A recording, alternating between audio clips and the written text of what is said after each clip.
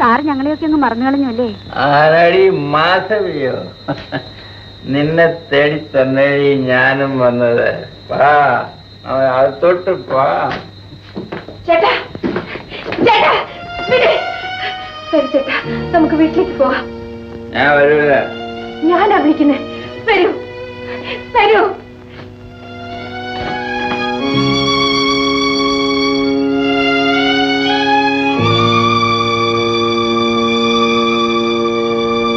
കൈ കിട്ടിയ തട്ടിപ്പറിച്ച് നീ നശിച്ചു പോകേ ഉള്ളൂ. ഇരിക്കൂ.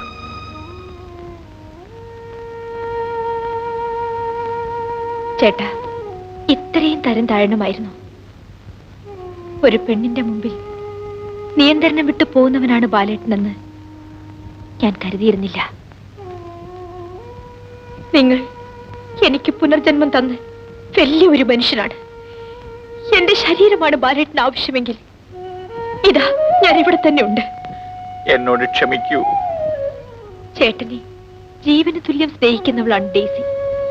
ഇങ്ങനെ തെരുവ് വേശികളെ തേടി പോകുന്നത് ചേട്ടൻ അവളോട് ചെയ്യുന്ന ദ്രോഹമാണ്. ഇല്ല, ഡേസി അങ്ങനെ കാണാൻ എനിക്ക് കഴിയില്ല. എന്നാൽ അവളുടെ മനസ്സിൽ നിറഞ്ഞു നിൽക്കുന്നത് ചേട്ടൻ മാത്രമാണ്.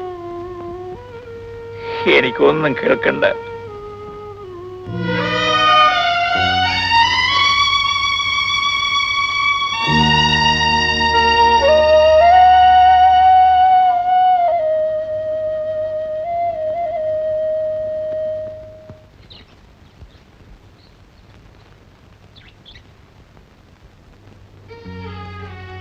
ബാലേട്ടാ, ബാലേട്ടാ.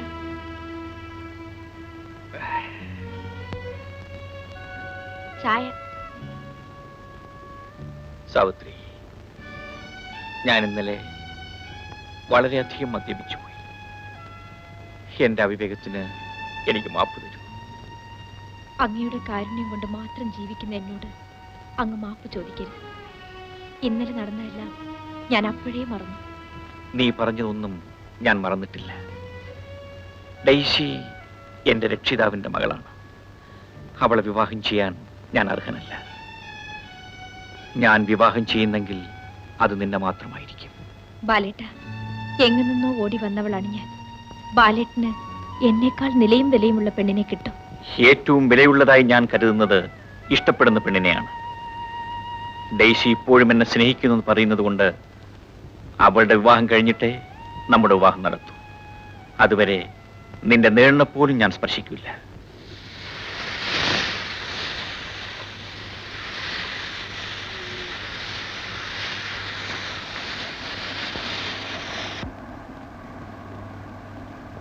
പടച്ചോനെ, ഇതായി സാവിത്രി കുട്ടി എങ്ങോട്ട് പോണു? ബാലേട്ടന് ചോറ് കൊണ്ടു കൊടുക്കാൻ. സന്തോഷം. ഇപ്പോഴാണ് ബാലസാറിന് ഒരു മേൽലാസം ഉണ്ടായി. കെട്ടിയവൻ ജോലിക്ക് പോയിരിക്കണം, കെട്ടിയവള് കെട്ടിയവന് ചോറും കൊണ്ടുപോകണം. ആ ചെല്ല് ചെല്ല്.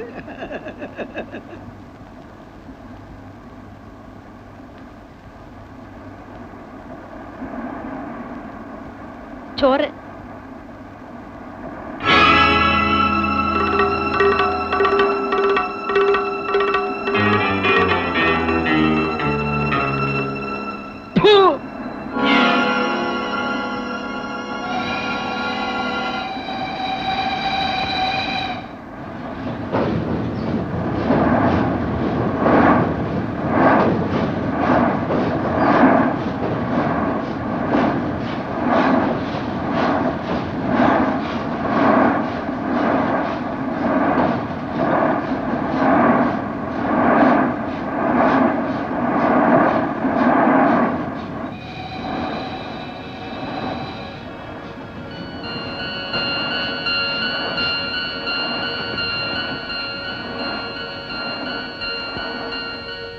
ഇവിടുത്തെ പതിവ് പുള്ളികളുടെ കൂട്ടത്തിൽ സാറിന് മാത്രമാണ് ഈയിടെ കാണാത്തത്.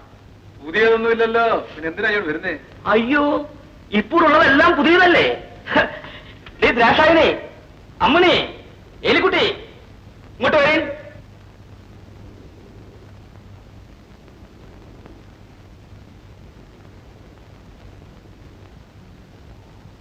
ആ, ഇത്രയും പേരാ ഇപ്പോഴുള്ളത്. മനസ്സിൽ പിടിച്ച് ഏതാണെന്ന് വെച്ചാൽ കബൂലാക്കി. എവരെയൊക്കെ ഞാൻ ഇതിന് മുമ്പും കണ്ടിട്ടുള്ളതാണല്ലോ. നിങ്ങളൊക്കെ പോയി. സാറേ, ഹോട്ടലിൽ നിന്ന് ശാപ്പാട് വരുത്തിക്കുന്നത് പോലെ 8 വാക്കിന് പല മുതലാളിമാരും കാറായി. പറയുന്ന കാശ 8 മണി കഴിഞ്ഞാലേ ഇവിടെ ഒരെണ്ണത്തിനെ കാണത്തില്ല. ശരി, ഞാൻ ഇറങ്ങുന്നു. ഉള്ളത് ഈ പങ്ക് കഴിച്ചിട്ട് പോകുന്നതായിരിക്കും ഭംഗി.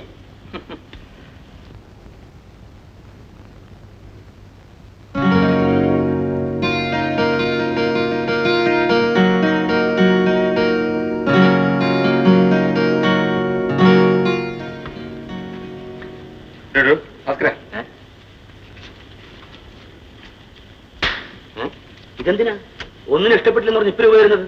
ഇപ്പൊ പൂത്താലോട്ട് അകത്തോട്ട് പോയില്ലേടോ? അയ്യോ, എന്നാ പിടി. അത് മാത്രം നടപ്പില്ല. എന്താണ് മറ്റോ 100 രൂപ? എത്ര രൂപ തന്നാലും ഈ ജന്മത്ത് സാധ്യമല്ല. അതേ, കമലാക്ഷമ്മയുടെ മോള് സാവിത്രിയാ. എനിക്ക് അവളെ മതിയിടോ. മതിയെന്ന് വെച്ച കാര്യം നടക്കണ്ടേ? എത്രയോ മുതലാളിമാർ ലക്ഷക്കണക്കിന് രൂപ വെച്ച് നീട്ടിയിട്ടും കമലാക്ഷമ്മ സമ്മതിച്ചിട്ടില്ല. നിന്നെ മുതലാളി വിളിക്കുന്നു. പിന്നെ കാര്യം കമലാക്ഷമ്മയോട് നേരിട്ട് അങ്ങ് പറഞ്ഞേക്ക്. എന്താ മണി? സാവിത്രിയെ എനിക്ക് വളരെ ഇഷ്ടപ്പെട്ടു. അവക്കൊണ്ട് ഞാൻ എന്ത് തുടങ്ങി? വേണ്ട ഉണ്ണി, ഈ ആഗ്രഹമേ നിനക്ക് വേണ്ട. ഇക്കാര്യത്തിൽ നീ എന്നെ അമ്മയായിട്ട് തന്നെ കാണണം. ഗതികേട് കൊണ്ട് ഞാൻ ഈ നരകത്തിൽ വന്നു വിട്ടു. പക്ഷേ എന്റെ ജീവനുള്ളതുവരെ അവളെ ഈ വഴിക്ക് വിടുകില്ല. പിന്നെന്തിനാ അവളെ ഇവിടെ കൊണ്ട് നിർത്തിയിരിക്കും? അവള് വെളി നിന്നാ പഠിച്ചത്. പഠിത്തം കഴിഞ്ഞു. ഇനി അവളെ ആരുടെ കൂടെങ്കിലും മാനമായിട്ട് പറഞ്ഞു വിടണം. എന്താ മുതലാളി വിളിച്ചത്? ഇപ്പൊ കേട്ടല്ലോടാ? ക്ഷണിച്ചില്ലോ? സാവിത്രി കുട്ടിയുടെ പാദസ്വരത്തിന്റെ വിളിക്കണവളെ 1000 രൂപ കൊടുക്കണം. 1,00,000 രൂപ കൊടുത്താലും ആ തള്ള അവളെ അയക്കും. പിന്നെ എന്താ ചെയ്യും? പാമ്പും പഴയതാ മുതലാളി നല്ലത്.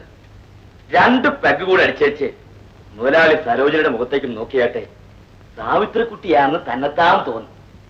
ഇന്ന് വരെ അവളെ ഒരു തെറ്റിലും വീട്ടാതെയാണ് ഞാൻ വളർത്തിയത്. അതറിയാവുന്നത് കൊണ്ടാണ് ഞാൻ അവളെ വിവാഹം കഴിക്കാൻ തീരുമാനിച്ചത്.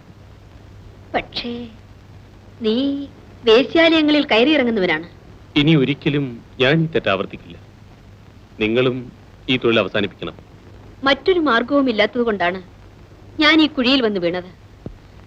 സാവിത്രിയെ പഠിപ്പിച്ച വകയിൽ വളരെയധികം കടമുണ്ട്. അത് തീരുന്നതുവരെ ഈ ചെളിയിൽ നിന്നും കരകയറാൻ നിവർത്തിയില്ല. ഒരു നല്ല മനുഷ്യനായി മാറി ഞാൻ സാവിത്രിയെ സംരക്ഷിച്ചുകൊള്ളാം. അമ്മ എനിക്കുള്ള വിവാഹം ചെയ്തു തരണം. ആ, നീ ഇത്രയും താല്പര്യം കാണിക്കുന്നത് കൊണ്ട് അവക്കിഷ്ടമാണെങ്കിൽ ഞാനിത് നടത്തിത്തരാം. മോളെ വിവാഹത്തിൽ സമ്മതിക്കണം. രാഘവൻ നല്ലവനാ. നിന്നെ ഇവിടെ വെച്ചുകൊണ്ടിരിക്കുന്നതിൽ എനിക്കൊരു സമാധാനവുമില്ല. അതുകൊണ്ട് ഉടനെ വിവാഹത്തിന് ഏർപ്പാട് ചെയ്യാം.